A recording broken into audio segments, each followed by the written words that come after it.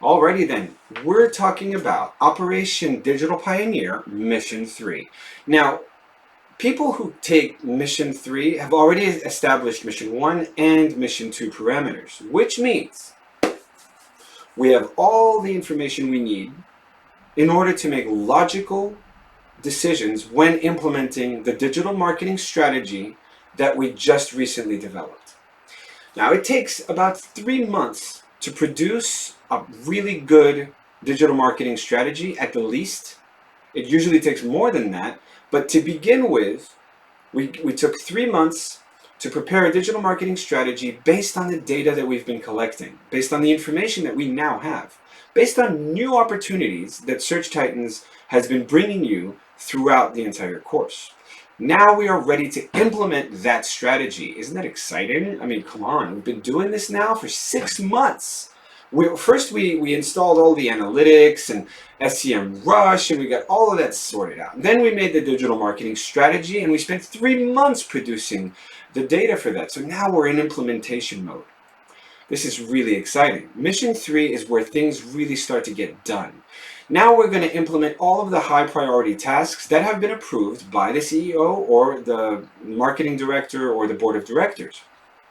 Because you do need approval, even for small tasks, you do need approval from the leadership because it might interfere with other projects that you don't know about. So it's always important to get proper ratification or vetting of the digital marketing strategy before implementation. That's why also we give you so much time to get it right.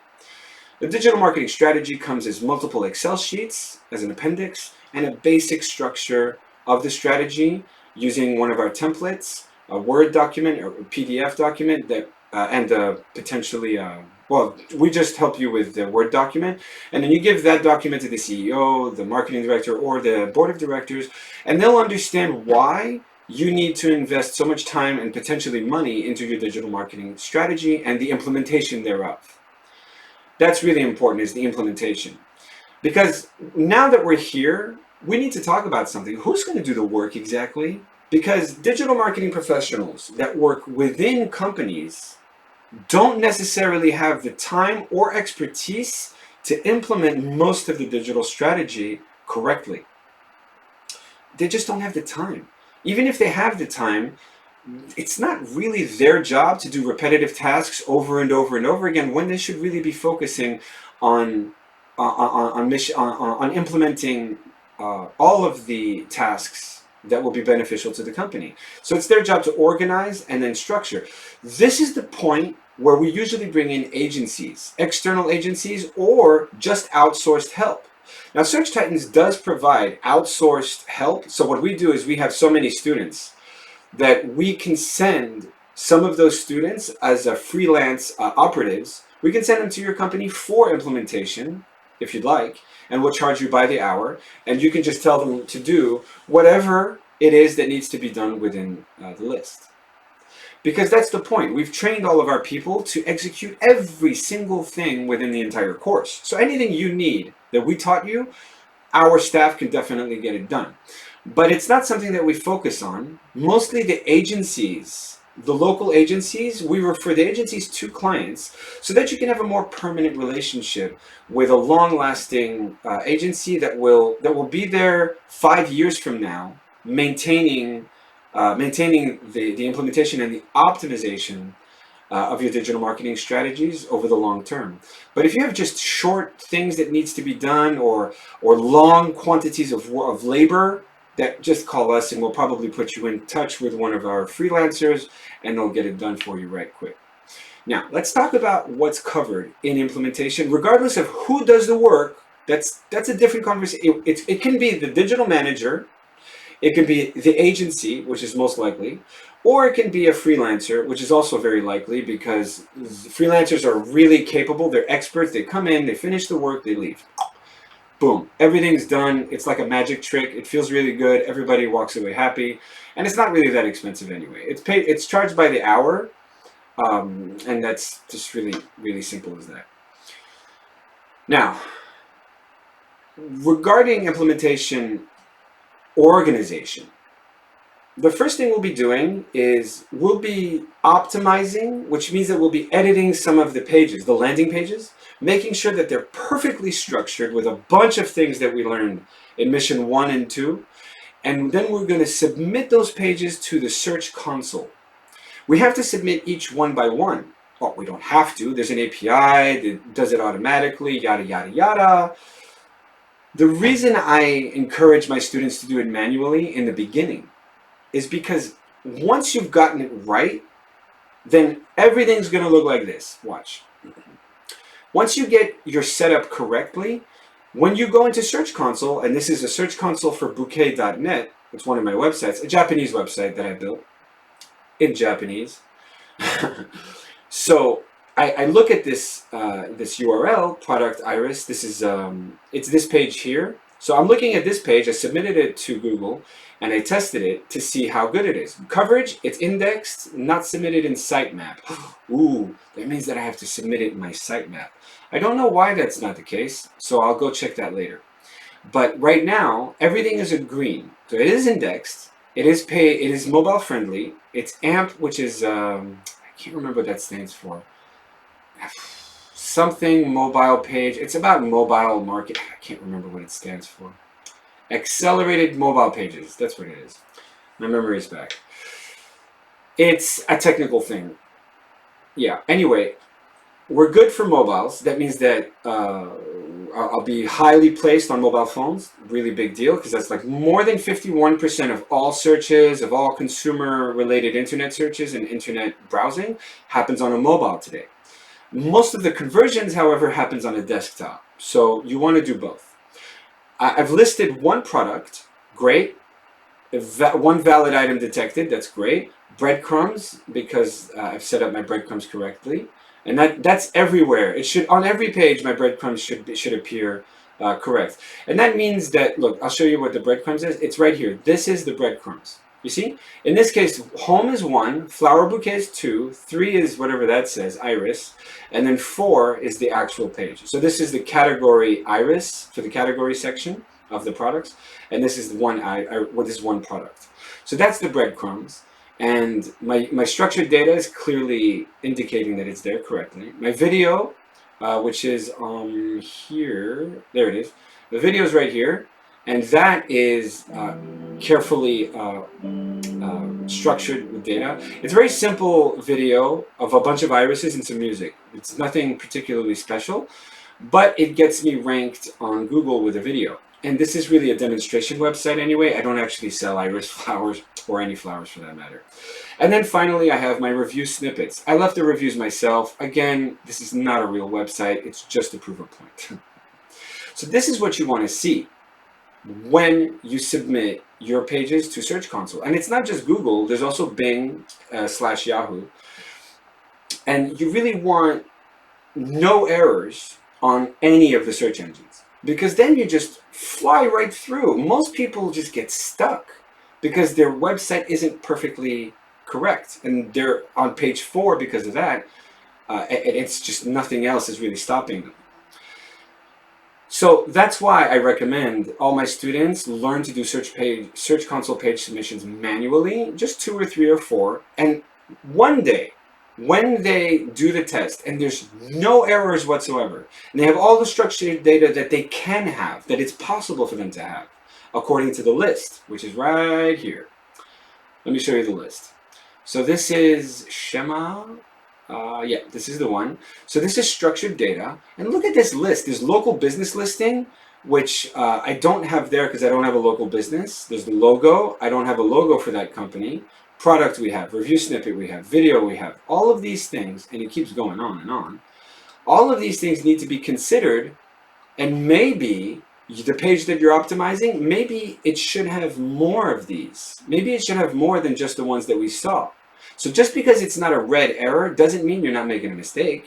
So that's another reason why we want to manually submit Search Console page submissions.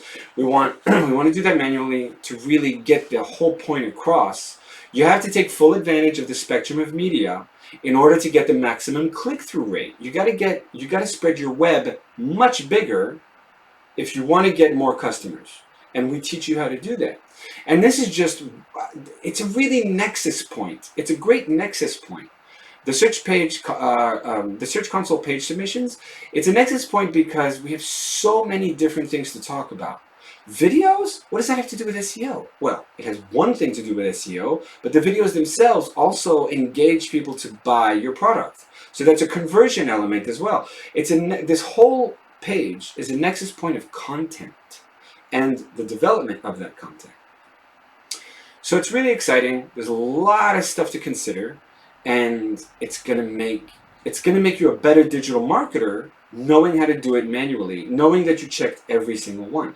That way, when you do number 5 and you look and it's all green and there's no problems left and everything is perfect, okay, now you can automate your program. Now you can get one of those fancy SEO tools that'll automate everything by copying and pasting the same code everywhere. And when you go back to Search Console, you should see 0 errors, 0 warnings, everything's happy, everybody's perfect. Great. Now we can move on to optimization, which is perfecting the keywords so that you get, perfecting the page so that you get even better keywords. But that's in mission 4. We're not ready for that yet. First, we got to implement the basics correctly. Then we can talk about making it better by improving the quality of the content, by enhancing the calls to action and stuff like that. Which really brings us into the rest of it. Conversion rate optimization. Oh, sorry, we missed one. Google Ads landing page targeting. So what does that mean? When you do your search engine marketing, it's fine for me to teach everything there is to know about Google Ads, Bing, Yahoo, and how to use the platform. But your landing pages, it's what's going to make you more money. When people get to your website, are they coming to the home page or to a page that was made exclusively for people who type in one specific keyword? The answer, one specific keyword, every time. If it's worth spending $5 a click or £5 a click for one keyword, don't you think it's important to make a landing page just for that consumer? And then talk to that consumer like they're a human being. Hi, if you're seeing this page, that means you're interested in whatever keyword I just talked about. Well, welcome to the site, blah, blah, blah. You should buy my product because it has everything to do with your keyword. We're better than our group, etc., etc., etc. And you make a video like that talking to that one person who typed in that one keyword because you paid $5 just to get the click. But if he lands on the home page and he has to guess why he's there, he's going to bounce and you're not going to have a high conversion rate. So landing pages and target and matching landing pages to ad groups and keywords and campaigns is a huge endeavor. We need to make a list of all the campaigns that are very effective, the most profitable, prioritized keywords, and we make landing pages for those. Do we need design? Sometimes we'll need new designs. Most of the time we'll need content, written content, video content. That's where this really gets intense. And there's a list, an Excel sheet that we go through for each landing page that we want to create. Of course, there's a lot of time and money invested in landing pages, so it really has to be prioritized to focus on the most profitable campaigns that we have going. After that, we talk about conversion rate optimization all over again. Let's start from scratch. I know we did it once. I know we did it twice, but we're going to do it every single mission has conversion rate optimization, more and more advanced. Now that we're doing implementation, everything that we talked about in data collection and digital strategy is now going to be implemented for conversion rate optimization. This is the big moment. We're going to have to do A/B testing. We're going to have to back up the website. We're going to have to make sure that we don't get less conversions because of the changes that we're making. It's happened before, so you got to watch your back. You got to make sure that you step forward wisely. Don't just jump into a change expecting billions of dollars to rain from the sky. Although that does happen from time to time, but that's just fate messing with my head, you know. Anyway, so we'll be doing the implementation of all the CRO techniques that we've been talking about for your company, and it's going to be different for every company. Most of the time we'll be talking about e-commerce, and that'll be the one-click purchase. The rest of the time we'll be talking about how to get lead for your services, how to get a lead from the customer as quickly as possible. Either way, CRO it's time to implement those changes that we talked about in Mission 3. And we're going to be ready with A/B testing reports to change those things during Mission 4, which is optimization.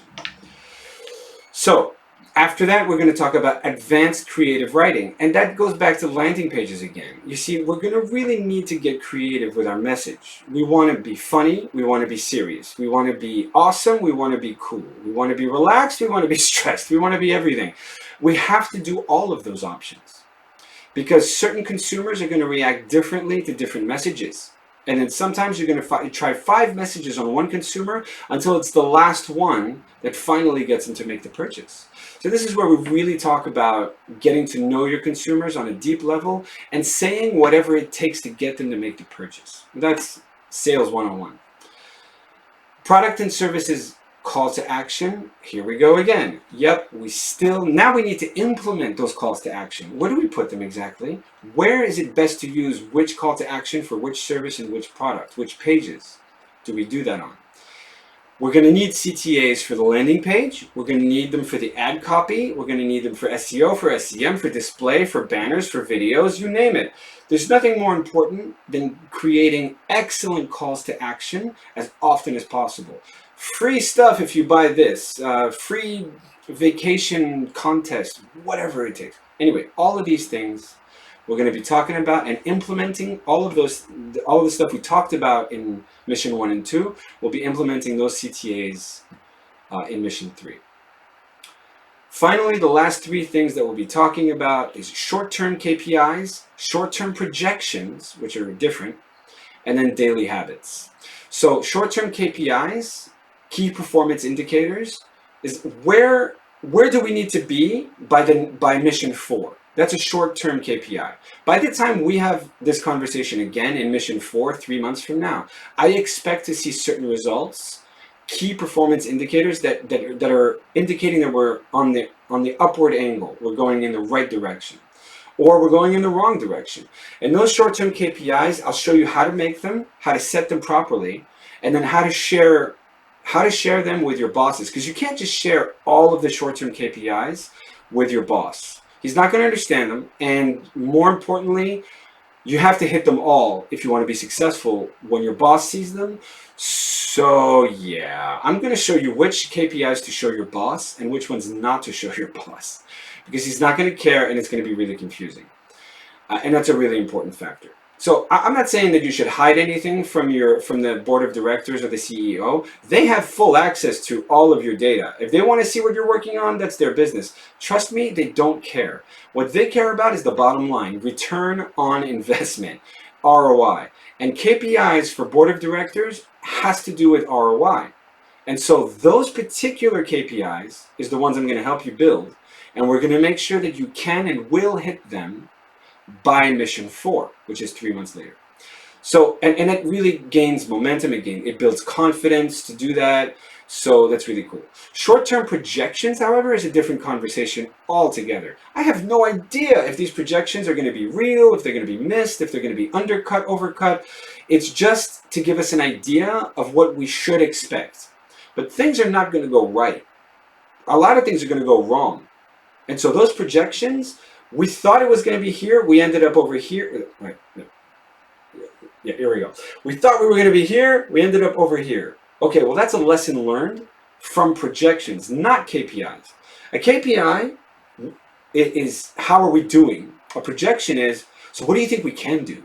Okay, so we thought we could do this, but actually we didn't do that. We did less, or we did much more. Well, that's really great, surprising. Let's do the projections again in Mission 4. And keep doing projections just to give us an idea of what we should expect, what we're hoping to achieve. But it's not something that you have to achieve. It's just something that you're hoping to achieve. And then finally, we need to establish daily habits. There's a lot of work to do. Some tasks must be done every day, including the weekend. Oh no, I don't work on the weekends. No, I don't work. Okay, that's fine. You don't necessarily have to be the one who works on the weekend, but somebody has to manage your campaigns on Saturday and on Sunday. What do I mean by manage? Well, most companies will lose money on the weekends. So it's better to turn them off on the weekend. Turn the campaigns off. Other companies, they're not going to lose money on the weekend. They're not going to make as much money, but they won't lose any money either. They'll just be making clients. Those are the tricky ones, because now you need to spend 25 minutes on a Saturday and 25 minutes on a Sunday double checking your daily habits, which is to say, look at analytics, look at Google Ads, make sure that your conversions are right, make sure nothing's broken, make sure everything's on target, because you might need to pause a campaign on a Saturday, on a Sunday, on a work holiday, or whatever. You might need to pause it. And if you're not aware that you need to pause it, you're going to lose your company a lot of money, a lot of money. So either you do it or your agency has to do it, but somebody's going to have to be working on the weekends if your campaigns are live on the weekends. Not everybody does, again. So any company that actively works on the weekends and has a customer service on the weekends, you can actually delegate some of these tasks to the customer service team. And that will solidify your daily habits as a professional so that you're always on the ball. Because let me tell you one thing that every boss wants you to be, it's on the ball.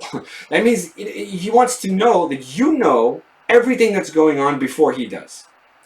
If you know what's going on, then you're a great employee. If you don't know what's going on, you're a risk. You're a security risk. And that's a big problem. I have personally lost 16,000 pounds in 3 days because of one mistake that another company made that wasn't caught. I caught it on a Sunday afternoon, but it took 3 days for me to notice the error. And I caught it on a Sunday afternoon, and it still cost the company 16,000 pounds on Google Ads that we lost. Tremendous loss, right? To be fair, we spend about 20,000 pounds every 3 days on average in that company, about 50,000 pounds a week, give or take. And so it was easy to spend that much money, but a critical mistake led to a zero possibility of a conversion. And I fixed it it took me a week and a half to fix it, but I stopped the bleeding on a Sunday. And it could have been worse. It could have been a whole week before anyone noticed. It could have been 50,000 pounds out of the window instead of 16. So you can look at it from one perspective, oh my God, we lost 16 grand. Or the other perspective is, because of my daily habits, we only lost 16 grand. And that's what I really take away from that particular super bad thing. This happened in 2007, 2008. That was a long time ago. It was 2008 that happened. But because my daily habits forced me to look at my accounts every day, then I was able to spot that problem and pause the accounts, and that's that. So, one more time, Mission 3 is all about implementing the digital strategy that we developed in Mission 2. We're going to have 3 months to implement the first priority, the high priority tasks from the digital strategy. We'll implement that over the next 3 months, which will bring us all the way to Mission 4. Once we get into Mission 4, implementation will continue. It will never stop, actually, because there's so much work to do that we'll have probably years of implementation work that we develop in Mission 3 that still won't be done for 3 or 4 years and down into the future, because there's just so much work to do. It's rare, but it happens. Priorities take precedence. So all of these things we'll be learning how to implement, who will implement, and we'll be implementing without the possibility of too many errors. So we're going to be doing a lot of triple checking, double checking as we implement to make sure that we get off on the right foot. And we have 3 months to do that. Homework. You guys have 3 months to do that. And then we move into Mission 4, which is optimizing all of the stuff that we implemented and learning how to optimize all of the other stuff that we will implement. Right. Thank you so much for listening, and I'll see you guys